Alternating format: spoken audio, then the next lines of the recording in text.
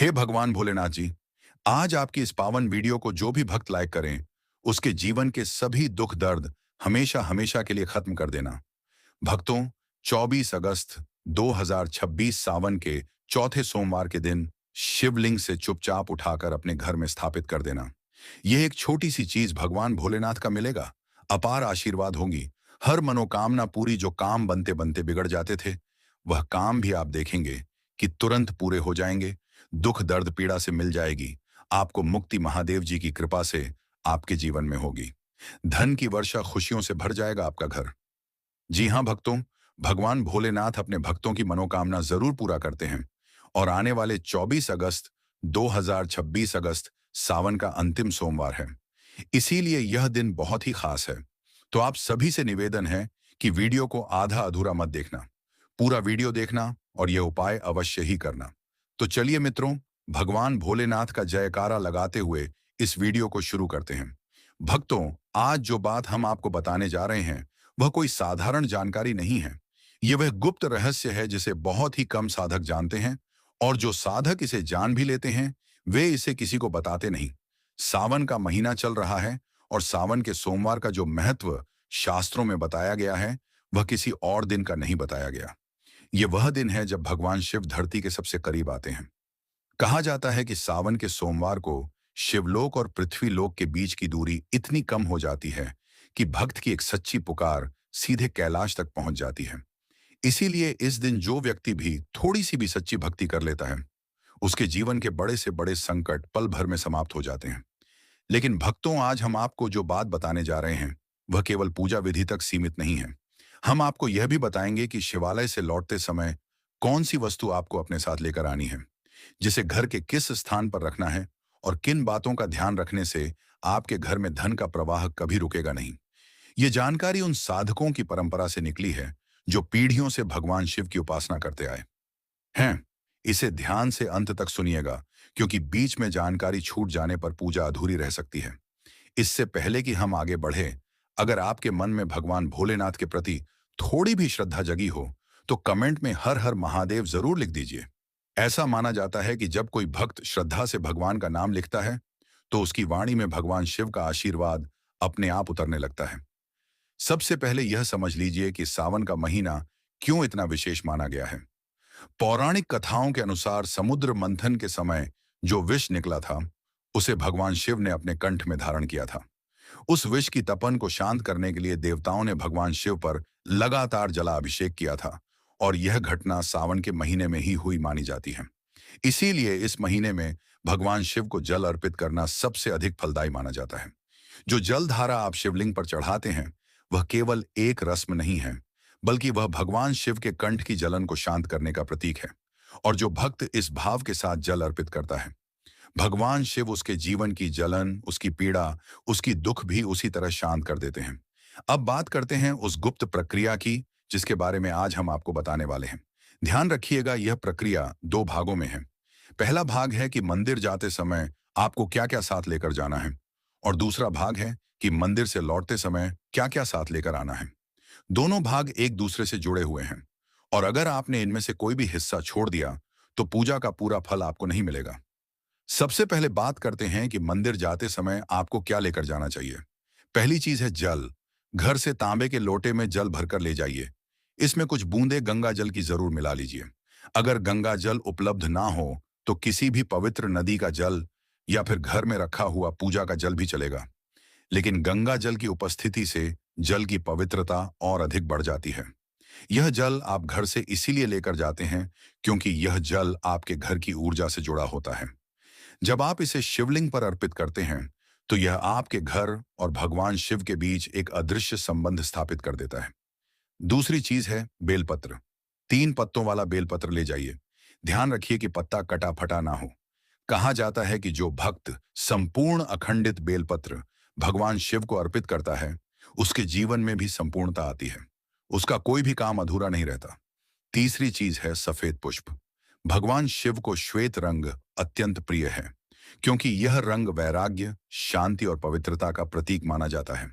सफेद आंख, सफेद घनेर या फिर सफेद कमल में से जो भी उपलब्ध हो, वह अवश्य साथ ले जाइए। चौथी चीज है कच्चा दूध। ध्यान रहे, दूध पका हुआ नहीं होना चाहिए। कच्चा ताजा दूध ही भगवान शिव को अर्पित किया जाता है, क्योंकि यह शीतलता और पवित्रता का प्रतीक होता है। पांचवी चीज है सफेद चंदन। यह भगवान शिव के मस्तक पर लगाया जाता है और इसे लगाने से भगवान शिव का क्रोध शांत होता है, ऐसा शास्त्रों में कहा गया है। अब आती है वह गुप्त चीज जिसके बारे में बहुत कम लोगों को पता है। अब आपको और क्या क्या ले जाना है। देखिए, अगर आप चाहते हैं कि आपकी हर मनोकामना पूरी हो, तो एक डिब्बा लीजिए। उसमें काली मिर्च भरकर ले जाइए। देखिए, बहुत ध्यान से सुनिए। जितनी आपको बातें बता रहे हैं, एक डिब्बे में काली मिर्च भर के एक लाल कपड़ा लीजिए। उसमें लौंग कपूर इसको मौली धागे से बांध करके आपको अपनी जेब में रखकर ले जाना है। सिर्फ इतनी चीज आपको ले जानी है। सावन महीने के पहले सोमवार के दिन को अब आपको पूजा कैसे करनी है, चलिए आपको बताते हैं। बहुत ध्यान से लास्ट तक देखिएगा और जितनी भी चीज आपको बताई जा रही है, इन चीजों को आपको ले जाना है और शिवालय से वापस लेकर आना है अपने घर पर, ताकि आपको धन की प्राप्ति हो सके। आपकी कोई भी मनोकामना हो, वह पूर्ण हो जाए। भक्तों, आप पहले जाएंगे मंदिर।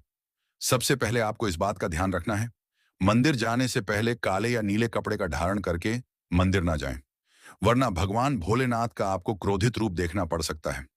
सबसे पहले आपको यह करना है कि पतली धार बनाते हुए जल भगवान भोलेनाथ को अर्पित कर देना। बहुत ध्यान से सुनिएगा भक्तों। पतली धार बनाते हुए भगवान भोलेनाथ को जल आपको अर्पित कर देना है। अब आपको यह करना है दोस्तों कि भगवान भोलेनाथ को चंदन लगाना है। चंदन लगाने के बाद भगवान भोलेनाथ पर 3 पत्ते वाला बेलपत्र रखना है।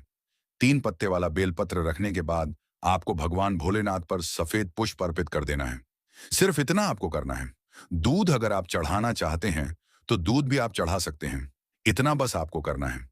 इतना करने के बाद आपको वहां पर खड़े होकर 108 बार, बहुत ध्यान से सुनिएगा, 108 बार आपको ओम नमः शिवाय का जाप करना है, क्योंकि 108 की संख्या भगवान भोलेनाथ को बहुत प्रिय है। ये 3 ऐसी चीज है जो आपको करनी है। इतना करना है। अब आपको क्या करना है, एक डिब्बा जो काली मिर्च का आप ले गए हैं, उस काली मिर्च के डिब्बे को आपको शिवालय के जो गिरता हुआ शिवधारा है, जो शिवलिंग से वहां पर पानी गिर रहा है, उसी शिवहरी के पानी से आपको छुआना है और अपनी जेब में वापस रख लेना है। या जो लाल पोटली आप ले गए हैं बंद करके लौंग की, इसको भी छुआना है, वापस रख लेना है। अब आपको क्या करना है, जिस लोटे में पानी ले गए थे या जिस लोटे में भी आप दूध ले गए थे, उसमें आपको क्या करना है, आपको जो भगवान भोलेनाथ का पानी वहां पर गिर रहा है, भक्तों ध्यान रखिएगा, शिवलिंग की जो पानी नीचे गिर रहा है, उसी पानी का थोड़ा सा पानी अपने लोटे में ले लेना है। जो आपने लोटे में पानी भरकर ले गए हैं, वो पानी वापस बचाना नहीं है। वो तो पूरा आपको भगवान भोलेनाथ को अर्पित कर देना। जो शिवलिंग से पानी गिर रहा है, उस पानी को आपको अपने लोटे में वापस ले लेना है। भक्तों, मान लीजिए आप ये सोच रहे होंगे कि कई लोग वहां पर पानी चढ़ा रहे हैं, तो इस बात की आप चिंता ना करें, क्योंकि भगवान भोलेनाथ के शिवलिंग पर जब भी पानी चढ़ाया जाता है, वह अमृत बन जाता है। कहा जाता है कई देवी देवता शिवलिंग के पास अदृश्य रूप में खड़े होते हैं, ताकि शिवलिंग से गिर रहा पानी वह धारण कर सके। इतना पवित्र होता है शिवलिंग से गिरता हुआ पानी। तो शिवलिंग से गिरता हुआ पानी को आपको अपने लोटे में ले लेना, सिर्फ थोड़ी सी बूंदे ले लेनी है। अब आपको क्या करना है, आपको घर वापस आना है जो आपने लोटे में पानी लिया है। भक्तों, इसको घर पर आते ही घर के लोग जो हैं, आपके उनके ऊपर थोड़ा थोड़ा पानी छिड़क देना है। घर के हर कोने में पानी छिड़क देना है। घर के मुख्य द्वार पर पानी छिड़क दें। इतना आपने कर दिया। अब मान लीजिए पूरे साल आपके घर पर नकारात्मक शक्तियां नहीं आ पाएंगी। आपके घर पर कोई काला जादू काली विद्या करवाने की कोशिश करेगा, तो वह आपके घर पर नहीं कर पाएंगे। इससे आपके घर से नकारात्मक शक्तियां चली जाएंगी और सकारात्मक ऊर्जा आ जाएगी। ये जो अब काली मिर्च भगवान भोलेनाथ जी के शिवलिंग से छुआ कर आप लाए हैं, इसको पूजा घर में रखें।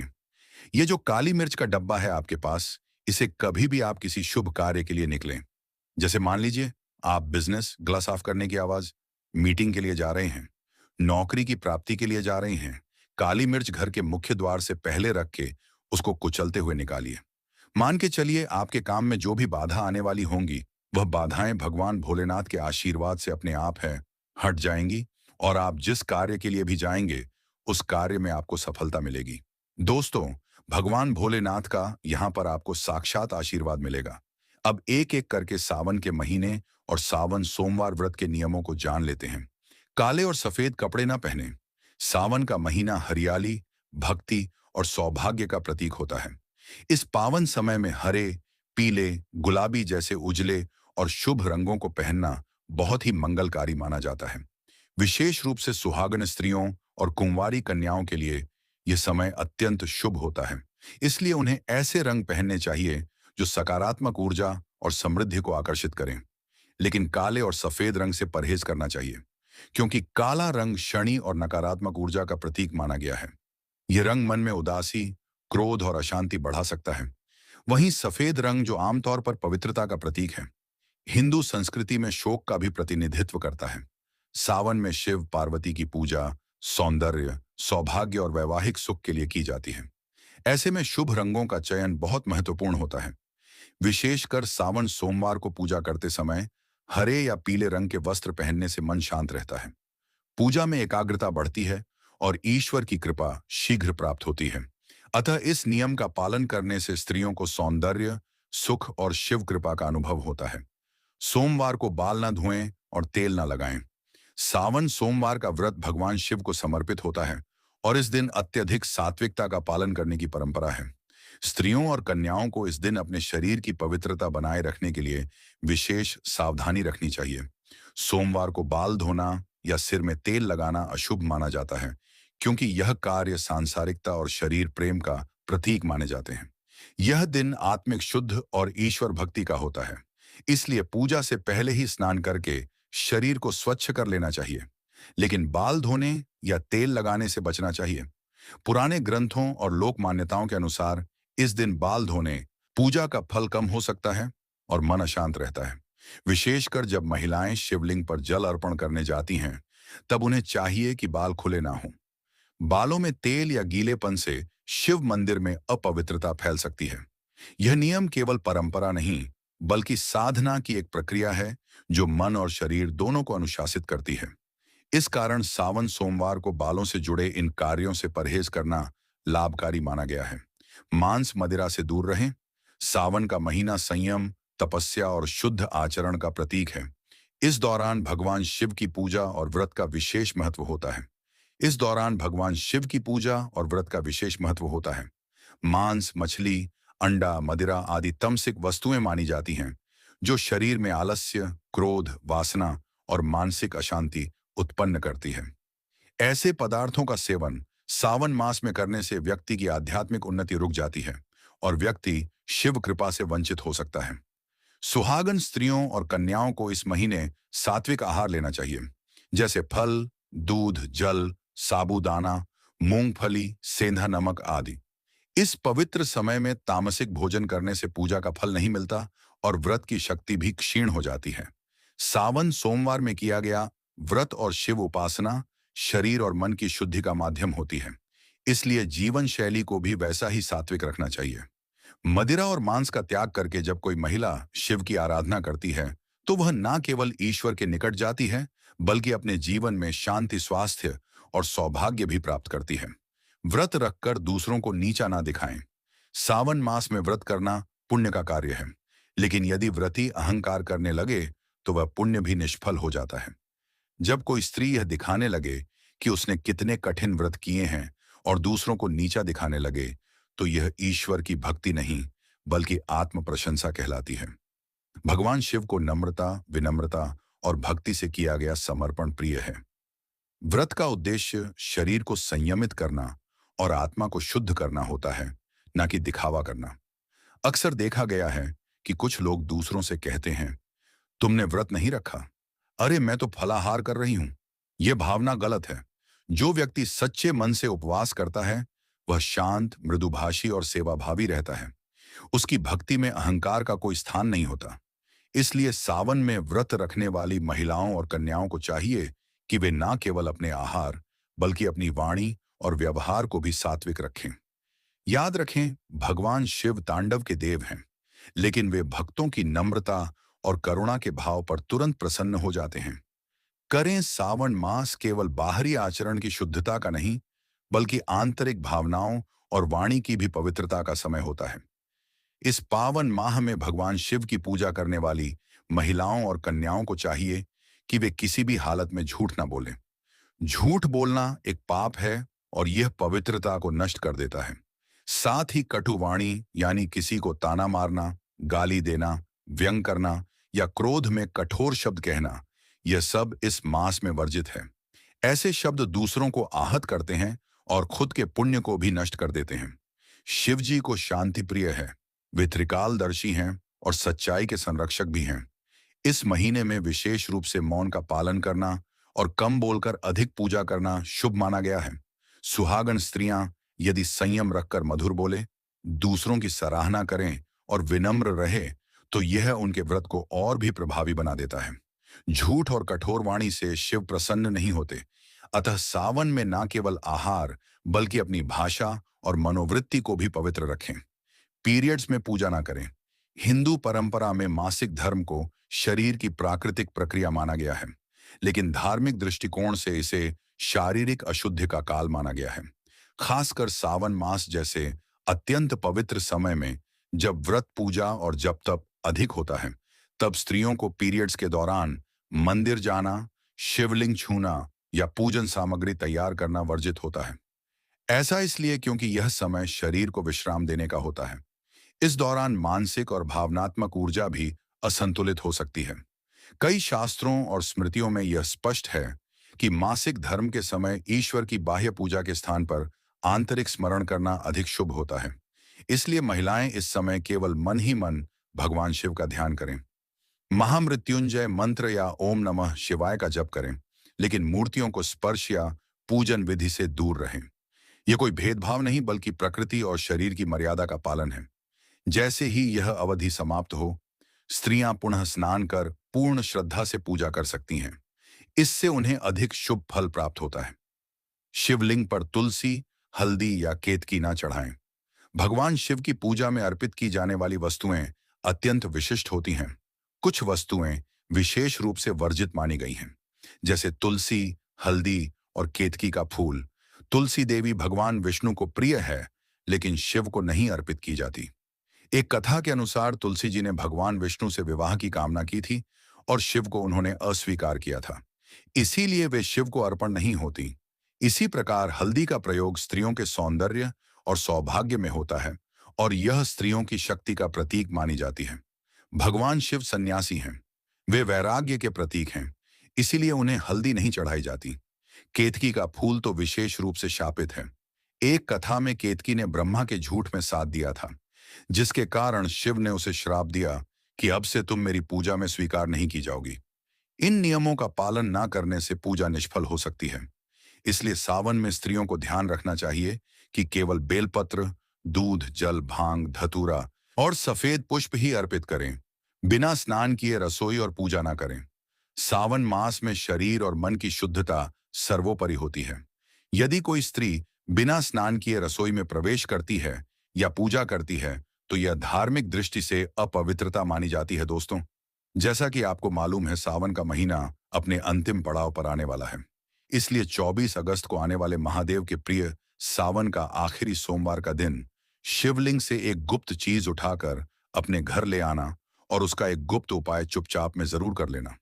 इतना पैसा आएगा कि संभाल नहीं पाओगे आने वाली 7 पीढ़ी घर बैठकर खा सकती हैं। हमेशा ही घर में धन दौलत रुपया पैसा आता रहेगा। अन्य धन्य और बस्तर की कभी कमी नहीं होगी। अन्य और धन के भंडार व्यक्ति घर में सदा ही भर रहेंगे। बस आपको सावन के आखिरी सोमवार के दिन चुपचाप शिवलिंग से एक गुप्त चीज उठाकर घर ले आना है। भक्तों, आज की वीडियो बहुत ही खास है, इसलिए वीडियो के अंत तक आपको देखना है, क्योंकि आज की इस वीडियो में आपको ऐसे गुप्त उपाय बताऊंगा जिन्हें जानकर आपकी रूह तक आप जाएगी। आप भी जानकर चौंक जाओगे कि सावन का महीने में कितना चमत्कारी उपाय छपा हुआ है। प्रिय शिव भक्तों, साधकों और विचारशील श्रोताओं का आज के इस अत्यंत दुर्लभ, गोपनीय और जीवन बदल देने वाले विशेष अंक में सहृदय कोटि कोटि स्वागत और हार्दिक अभिनंदन है। हे शिव साधकों, जैसा कि आप सभी भली भांति जानते हैं, सनातन वैदिक परंपरा में कालचक्र के अंतर्गत श्रावण सावन का महीना केवल एक साधारण मास नहीं है, बल्कि यह वह संक्रांति और ऊर्जा काल है जब स्वयं संपूर्ण ब्रह्मांड के अधिपति देवाधिदेव महाकाल रुद्र अपनी अर्धांगिनी जगत जननी शक्ति माता भवानी के साथ कैलाश पर्वत का त्याग करके प्रत्यक्ष रूप से पृथ्वी लोक पर निवास करते हैं। सावन का पूरा महीना ही एक महाचेतना और दिव्य ऊर्जा का प्रवाह है। किंतु इस पूरे महीने में सावन के सोमवार का जो शास्त्रीय और आध्यात्मिक महत्व है, उसकी तुलना इस सृष्टि की किसी भी निधि सिद्धि, संपत्ति या ऐश्वर्य से नहीं की जा सकती। शास्त्रों में यह स्पष्ट उद्घोष आता है कि सावन के सोमवार के दिन जो भी मनुष्य निष्काम या सकाम भाव से पूर्ण श्रद्धा, आत्मशुद्धि और शास्त्र सम्मत नियमों के साथ भगवान नीलकंठ का पूजन, अर्चन, जला अभिषेक, रुद्रा अभिषेक और ध्यान करता है, उसके जन्म जन्मांतर के संचित पाप, प्रारब्ध के कष्ट, दरिद्रता, घोर से घोर रोग, भय, शोक और बड़े से बड़े ग्रह दोष क्षण भर में भस्म हो जाते हैं। किंतु भक्तों, आज का यह विशेष अंक केवल आपको सामान्य पूजा विधि या जल चढ़ाने के नियम बताने के लिए नहीं बनाया गया है। आज हम शिव महापुराण के उस अत्यंत प्राचीन, दुर्लभ और परम गोपनीय महारहस्य से पर्दा उठाने जा रहे हैं, जिसे युगों युगों से गुप्त रखा गया था। आज के इस पावन अंक में हम आपको बताएंगे कि सावन के अंतिम सोमवार, जिस दिन सावन के पावन मास का महासमापन होता है, उस महासिद्ध दिन की संध्या, प्रदोष काल या ब्रह्म मुहूर्त में शिवलिंग से ऐसी कौन सी एक परम गुप्त वस्तु बिना किसी को बताए अत्यंत श्रद्धा से चुपचाप उठाकर अपने घर ले आनी है, जिसे अपने घर के पूजा स्थल या तिजोरी में स्थापित करते ही आपके जीवन से कंगाली दरिद्रता, संकट और आर्थिक बाधाओं का हमेशा हमेशा के लिए पतन हो जाएगा। मान्यता है कि यदि यह गुप्त चीज सावन के अंतिम सोमवार के दिन शिवलिंग के परम ऊर्जावान स्वरूप से स्पर्श कराकर सिद्ध मंत्रों द्वारा अभिमंत्रित करके अपने घर के धन स्थान पर स्थापित कर दी जाए, तो स्वयं धन धान्य की स्वामिनी माता महालक्ष्मी, धनपति भगवान कुबेर और विघ्नहर्ता श्री गणेश जी उस घर में स्थायी रूप से अपना निवास बना लेते हैं।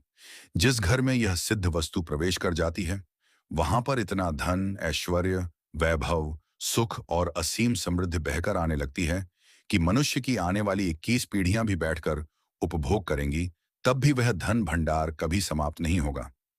बंद पड़े व्यापार पंख लगाकर दौड़ने लगते हैं। बैंक बैलेंस में अप्रत्याशित वृद्धि होने लगती है। वर्षों से अटका हुआ या डूबा हुआ पैसा अचानक वापस मिलने के मार्ग खुल जाते हैं। नौकरी में असाधारण पद प्रतिष्ठा की प्राप्ति होती है और घर की अन्नपूर्णा का भंडार जीवन भर के लिए परिपूर्ण हो जाता है। इसलिए हे शिव अनुरागी भक्तों, यदि आप भी अपने जीवन में लंबे समय से भीषण आर्थिक तंगी, अत्यधिक कर्ज के बोझ, पारिवारिक कलह, व्यापारिक असफलता, निरंतर आने वाली बीमारियों या दुर्भाग्य से जूझ रहे हैं, तो आज की इस पूरी चर्चा को आरंभ से लेकर अंत तक बिना एक क्षण भी छोड़े अत्यंत एकाग्रता, श्रद्धा और गंभीरता के साथ सुनिएगा, क्योंकि आज दी जाने वाली एक एक पंक्ति की जानकारी आपके और आपके पूरे कुल के भाग्य को बदलने की सामर्थ्य अर्थ रखती है। आगे बढ़ने से पहले पूर्ण निष्ठा और भक्ति भाव से ओतप्रोत होकर कमेंट बॉक्स में लिख दीजिए ता नमः शिवाय, हर हर महादेव। और यदि आप महादेव के सच्चे अनन्य भक्त हैं, तो इस वीडियो को तुरंत लाइक कर दीजिए, ताकि महादेव का यह दिव्य संदेश विश्व के हर कोने तक पहुंच सके। भक्तों, उस परम गुप्त वस्तु के बारे में जानने से पूर्व आइए सबसे पहले हम इस वर्ष पड़ने वाले सावन के पवित्र काल चक्र सोमवारों की तिथियों और उनके अत्यंत दुर्लभ तथा सिद्ध मुहूर्तों की विस्तृत शास्त्रीय गणना को गहराई से समझ लेते हैं। क्योंकि सनातन धर्म और तंत्र शास्त्र में किसी भी अनुष्ठान या उपाय की सफलता का 80% आधार सही काल मुहूर्त का ज्ञान ही होता है। काल चक्र की सही समझ आपकी छोटी सी पूजा को भी 1000 गुना अधिक फलदायी और प्रभावकारी बना देती है। इस वर्ष सावन का पावन महीना 30 जुलाई से प्रारंभ होकर 28 अगस्त तक अपनी समस्त दिव्य ऊर्जाओं के साथ प्रवाहित रहेगा। इस पूरे सावन मास में कुल 4 पवित्र सावन सोमवार पड़ रहे हैं, जो अपने आप में अत्यंत दुर्लभ और ऐतिहासिक महासंयोगों को लेकर आ रहे हैं। भक्तों, सावन का चौथा एवं अंतिम सावन सोमवार 24 अगस्त 2026 यह सावन का अंतिम सोमवार है, जो कि सावन मास के पूर्ण समापन 28 अगस्त से ठीक पूर्व महादेव की परम कृपा और अखंड वरदान प्राप्त करने का सबसे बड़ा और अंतिम द्वार है। और इसी के साथ 28 अगस्त 2026 को सावन मास का पूर्ण समापन होगा। विशेष रूप से 24 अगस्त चौथा एवं अंतिम सोमवार से लेकर 28 अगस्त सावन पूर्णिमा एवं समापन के बीच का कालखंड उन तंत्र सम्मत और शिव पुराण सम्मत गुप्त उपायों के लिए परम उपयुक्त माना गया है, जिनका वर्णन शिव महापुराण के कोटि रुद्र संहिता और वायु संहिता में अत्यंत गोपनीयता के साथ मिलता है। चलिए वक्त बात करते हैं। सावन के चौथे सोमवार के दिन अति सिद्ध ब्रह्म मुहूर्त प्रातः काल प्रातः 4:18 से प्रातः 5:02 तक। इस समय संपूर्ण ब्रह्मांड में अलौकिक शिव तरंगे और दयपरा ऊर्जाएं अपने उच्चतम शिखर पर होती हैं। इस समय किया गया कोई भी ध्यान या संकल्प सीधा महादेव के दरबार में स्वीकार होता है। अभिजीत मुहूर्त दोपहर का समय दोपहर 12 बजे से दोपहर 12:54 तक। इस मुहूर्त को शास्त्रों में सर्वदोष विनाशी मुहूर्त कहा गया है। किसी भी महाउपाय तांत्रिक अनुष्ठान या संकल्प की शुरुआत के लिए यह मुहूर्त सर्वोत्तम है।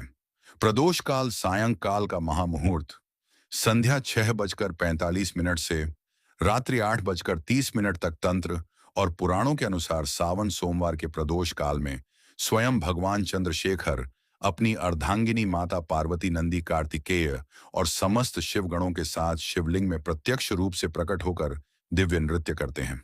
इस समय किया गया एक छोटा सा उपाय भी व्यक्ति के सोए हुए भाग्य को जगाने के लिए पर्याप्त होता है।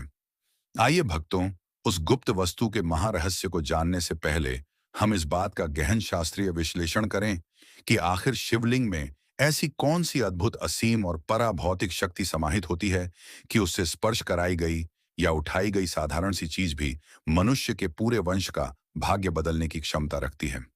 शिव महापुराण की विद्येश्वर संहिता और वायु संहिता के अनुसार शिवलिंग कोई साधारण पाषाण पत्थर धातु या मूर्ति नहीं है। शिव शब्द का अर्थ है परम कल्याण और लिंग शब्द का अर्थ है प्रतीक सूचक या अनादि रूप।